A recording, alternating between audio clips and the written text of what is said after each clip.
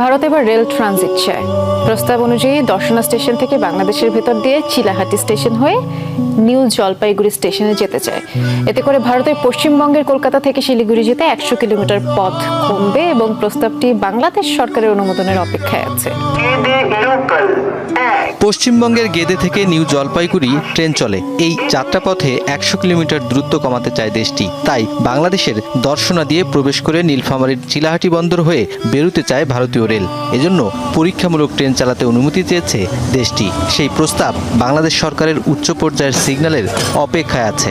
দর্শনা থেকে চিলাহাটি পর্যন্ত এই আমাদের হচ্ছে ঈশ্বরদী, সান্তার, পার্বতীপুর এই রুটটি এটি দিতে চায়, ব্যবহার করতে চায় মানে ট্রায়াল লাইনের জন্য তারা প্রস্তাবনা দেয়। তবে আপাতত পণ্যবাহী পরিবহন করতে চায় তারা। রুটটি যদি ব্যবহারই করতে হয় তাহলে আমরা চাইবো যে এটার সঙ্গে নেপাল এবং ভুটানকে ইনক্লুড করতে। কোনো আন্তঃমন্ত্রণ সভায় সিদ্ধান্ত হবে, পরে সরকারের চূড়ান্ত সিদ্ধান্তের জন্য এটা পররাষ্ট্র মন্ত্রণালয়ের মাধ্যমে আমরা এটা জানাতে পারবো। ভারতকে এই রেল ট্রানজিট দেওয়ার ব্যাপারে ইতিবাচক সরকার। তো তারা এটি ট্রান্সশিপমেন্ট ট্রানজিটের ব্যাপারে তারা বলছে যে এটা যেভাবে হতে পারে, স্বার্থ সংশ্লিষ্ট বিষয় আছে সেগুলোকে সুসংগত করেই আমরা এ বিষয়ে আগাতে পারবো। আর ফ্রেট ট্রেন প্রতিদিন তো 2005টা আসে না, একটা দুটো করে আসে, তাতে খুব বেশি একটা সমস্যা হবে না। চললে আমাদের বাংলাদেশের সরকারের রাজস্ব আয় তো অনেক অংশে বৃদ্ধি হবে।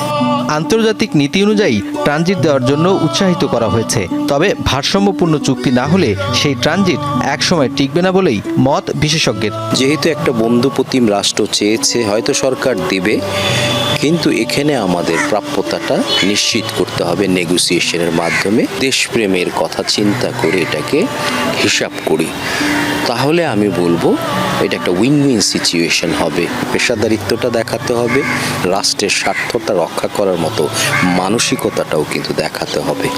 সেভেন সিস্টার সহ সীমান্তবর্তী প্রদেশগুলোতে বাংলাদেশের দেওয়া ট্রানজিটের সুফলভোগী ভারত।